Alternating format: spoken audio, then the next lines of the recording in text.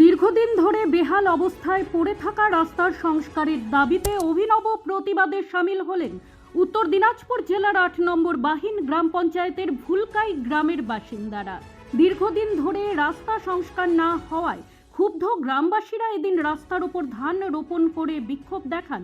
তাদের দাবি, বহুবার প্রশাসন ও জনপ্রতিনিধিদের জানিয়েও সমস্যার কোনো স্থায়ী সমাধান হয়নি।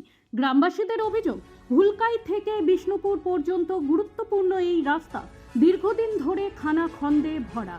বর্ষার সময় পরিস্থিতি আরও ভয়াবহ হয়ে ওঠে, ফলে প্রতিদিন স্কুল কলেজে যাতায়াত করতে গিয়ে সমস্যায় পড়ছে পড়ুয়ারা। অসুস্থ রোগীদের দ্রুত স্বাস্থ্যকেন্দ্রে নিয়ে যাওয়াও কঠিন হয়ে পড়ছে। পাশাপাশি যোগাযোগ ব্যবস্থা ভেঙে পড়ায় ব্যবসা বাণিজ্যেও ব্যাপক ক্ষতির মুখে পড়তে হচ্ছে স্থানীয়দের। প্রতিবাদে অংশ নেওয়া বাসিন্দারা জানান, বহুবার সংশ্লিষ্ট পঞ্চায়েত সদস্য থেকে শুরু করে প্রশাসনের বিভিন্ন স্তরে বিষয়টি জানানো হলেও কার্যকর কোনো পদক্ষেপ নেওয়া হয়নি।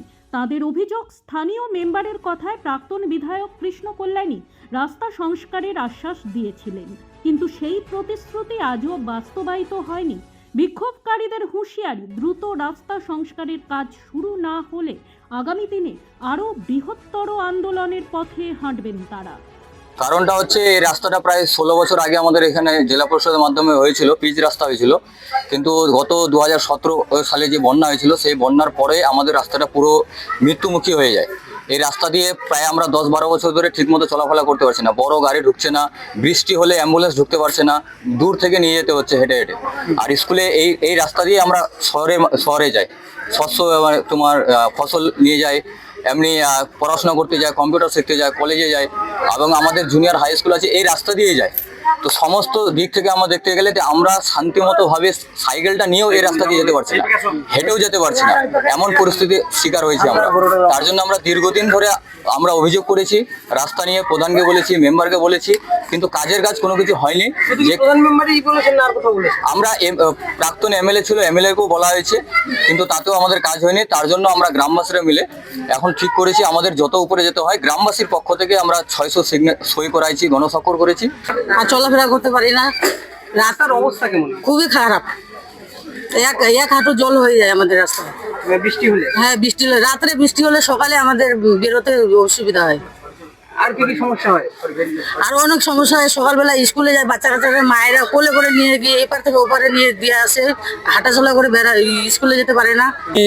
প্রতিনিধি হওয়ার পরপরেই আমি দেখতে পাচ্ছি রাস্তা খারাপ। এই নিয়ে আমার দপ্তরটা হচ্ছে পঞ্চায়েত, এর বেশি যাওয়ারই নাই। কারণ আমি পঞ্চায়েতে বারবার আওয়াজ উঠাইছি যে আমার রাস্তা খারাপ। এই খারাপ আওয়াজ বলে আশ্বাস দিল যিনি এমএলএ ছিলেন বিগত দিনে, এমএলএ বলতে কি? কৃষ্ণ কল্যাণী। তিনি বলছে যে এবারে হয়ে যাবে রাস্তাটা।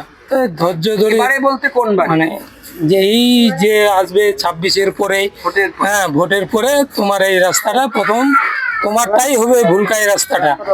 হ্যাঁ, সেদিনে সে একদিন নিজে এই রাস্তা দিয়ে গেলেন, যাওয়ার পরে বলছে এবার ভুলকাই, ভোটের পরেই ভুলকাইটা ধরবো।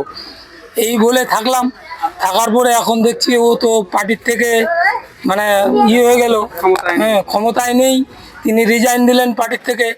এখন বারবার এই সরকারের আমরা আওয়াজ উঠাচ্ছি বা লিখিত দিচ্ছি, বা পঞ্চায়েত সমিতির সভাপতিকেও আমি নিজে লিখিত দিয়ে একটা সেদিন জানাইছি। সে তো আপনি বলছেন 26-এর ভোটের সময়, কিন্তু এই রাস্তা তো প্রায় বলছে 10-15 বছর ধরে খারাপ।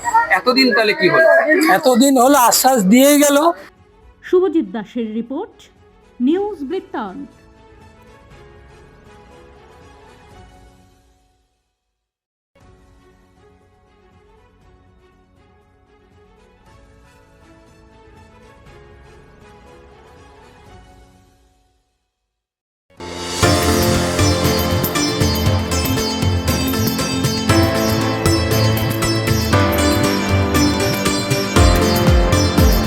हमें अपनी बारीक कारीगरी से सजाने के लिए शुक्रिया। बारीक कारीगरी की रीत जो बनाए सोने को सेमको खुशियों की रीत।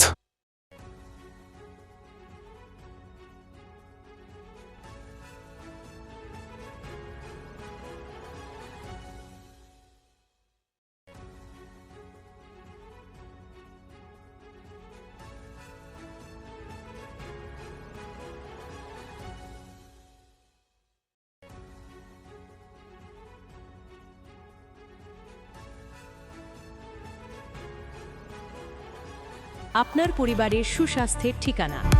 Spectrum healthcare diagnostics. এখানে প্রতিদিন বিভিন্ন ডাক্তার ও প্রতি মাসে হায়দ্রাবাদের বিভিন্ন অভিজ্ঞ ডাক্তার বসেন। 3D, 4D আল্ট্রাসোনোগ্রাফি ও অন্যান্য পরীক্ষা নিরীক্ষা সহ সব ধরনের রক্ত পরীক্ষা করা হয়। সব রকম ওষুধপত্র পাওয়া যায়। এছাড়া রক্ত পরীক্ষা করতে হোম সার্ভিসের ব্যবস্থা আছে। বিস্তারিত জানতে ফেসবুক ও ইনস্টাগ্রামে আমাদের পেজ ফলো করুন।